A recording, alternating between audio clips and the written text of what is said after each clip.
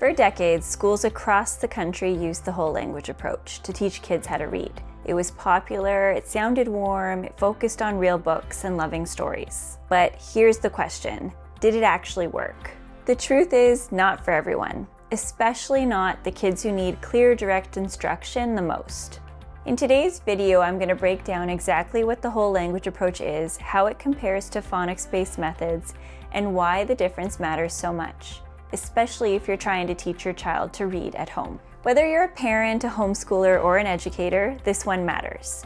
Let's start with the basics. The whole language approach is built on the idea that reading is a natural process, just like speaking. So instead of teaching children how to decode words sound by sound, it encourages them to look at the pictures, use sentence structure, guess the word based on context. The idea is that if we surround kids with literature and lots of books, they'll naturally pick up reading over time, almost by osmosis. Now this sounds lovely and well-intentioned, and for some children it does actually work. But here's the catch. Most kids, especially those with learning differences, don't learn to read in this way, because reading isn't natural, it's taught, not caught. And here's what the research tells us. The brain isn't wired to read. It has to build new pathways by connecting sounds, phonemes, to symbols, letters. And that process only works with explicit, systematic, phonics-based instruction. In fact, study after study has shown that the whole language approach, while well-meaning, often leaves struggling readers further behind. It creates over-reliance on guessing and memorization rather than building the tools that actually decode words. And this isn't just an academic issue, it's personal. I've worked with countless families where a child looked like they were reading in the first grade until the second or third grade hit and they were completely stuck when the books got harder. And why is this?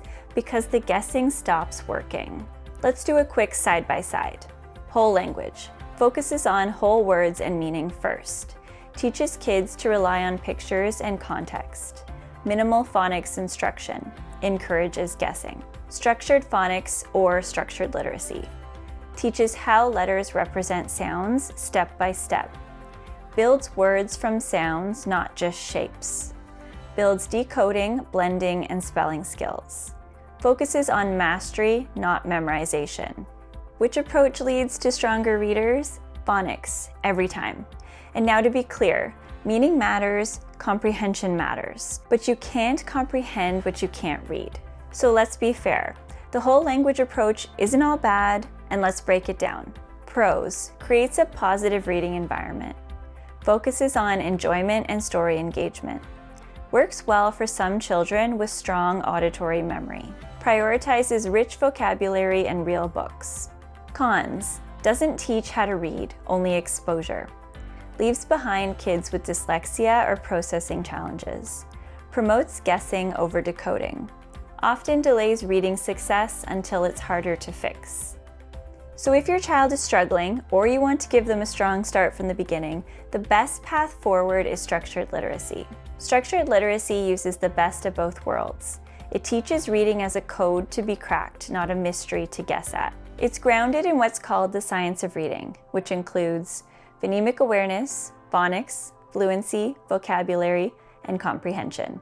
And here's the best part. It works for all kids, not just the ones who naturally pick it up. It doesn't abandon books or joy, it just makes sure that the foundations are there first. So if you're looking for a way to teach reading that's fun, that's research-backed, and easy to use at home, that's exactly why I created the Active Readers Early Childhood Reading Curriculum.